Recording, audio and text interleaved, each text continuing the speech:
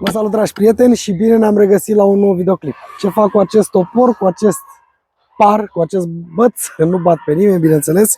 În schimb, astăzi vă să vă arăt o tehnică ce vă poate fi de folos și dumneavoastră. Mai ales atunci când plantați pomi tineri sau când altoiți.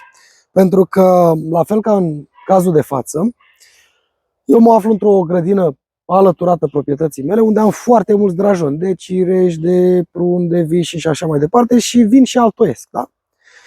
Și indiferent că vorbim despre un altoi, indiferent că vorbim despre un pom plantat, există posibilitatea ca acesta să nu crească așa cum ne dorim noi.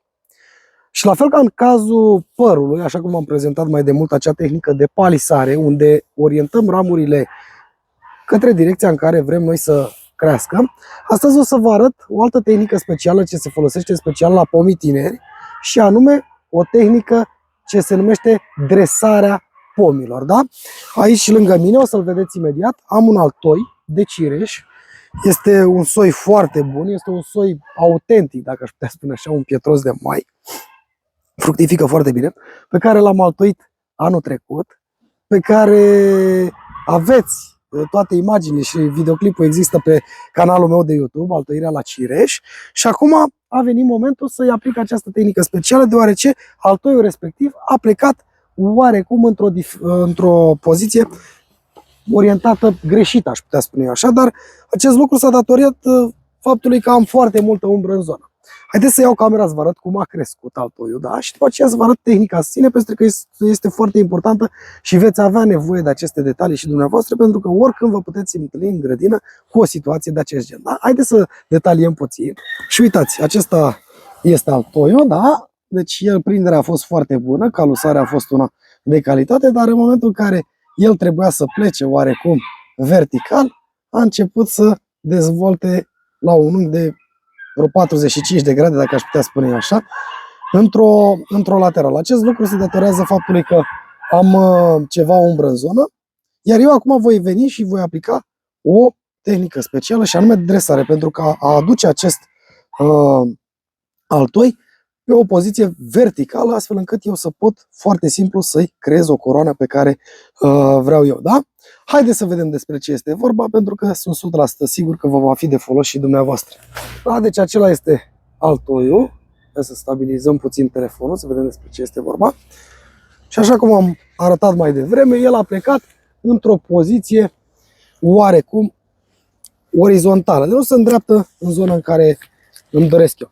Iar dumneavoastră, pentru a corecta aceste lucruri, aveți nevoie de câteva materiale. Pentru început aveți nevoie de un tutore. Dar dacă nu aveți un tutore de genul meu, puteți să tăiați o cracă, un arac, ce aveți dumneavoastră la îndemână dintr-un pom matur, și îl amplasați în poziția opusă direcției de creștere a lui. Este foarte important acest aspect, pentru că dacă l-am pune aici, o să vedeți că nu este oarecum în regulă. Îl poziționați pe lângă trunchiul pomului, pe lângă portaltoi, da? Și îl înfigeți în pământ.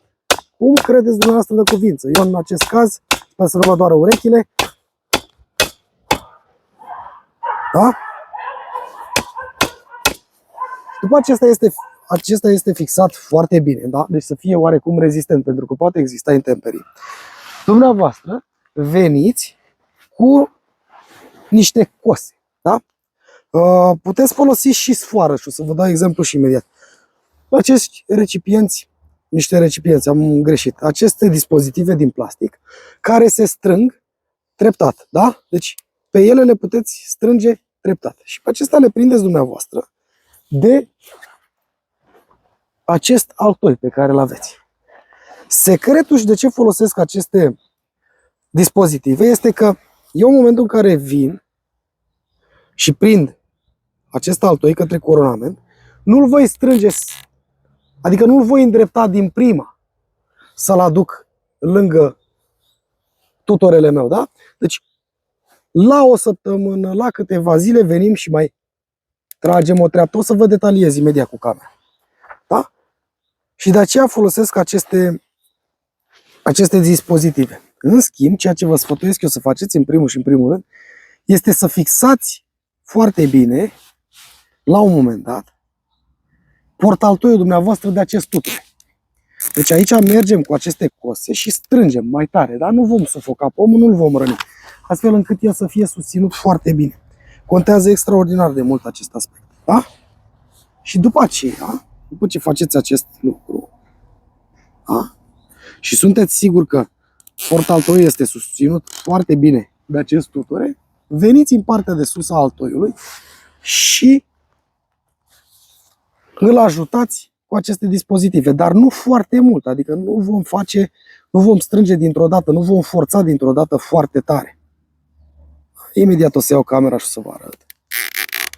Vom forța atât cât ne permite și venim treptat și mai tragem, astfel încât noi să ajungem la poziția pe care ne-o dorim. Da? Este foarte simplă tehnica și o puteți utiliza și dumneavoastră fără probleme. Da? Haideți să iau camera, să vă exemplific puțin pe loc aici și după aceea mai facem un scurt comentariu și am terminat. Ați văzut ce poziție avea, da? Acum, ia uitați. Deci am poziționat portaltoiul de acest tutore destul de strâns în această zonă. M-am dus în această zonă și astfel l-am ținut vertical ca el să aibă o susținere bună. După aceea m-am dus în zona altoiului, da? Zona de îmbinare și n-am strâns foarte bine și după aceea m-am dus mai sus în această zonă, da? După cum vedeți, el este strâns și următoarea etapă puțin mai sus. La o săptămână sau două, când el începe să crească, cam la 2 săptămâni, dumneavoastră veniți și nu trebuie decât să mai strângeți foarte puțin, da? Ca să reglați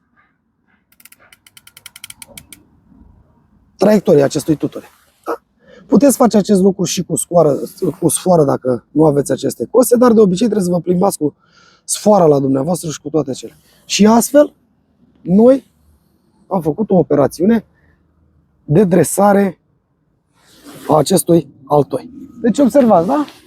Este o tehnică foarte simplă, nu este costisitoare, dar la mine am aplicat în cazul altoiului. Dacă dumneavoastră aveți un pom care l-ați plantat și poate din locul de altoire sau de undeva este îndreptat puțin spre orizontală, trebuie să vă gândiți că odată cu dezvoltarea frunzelor, dezvoltarea vegetației, el pur și simplu va tinde să se ducă către acea parte.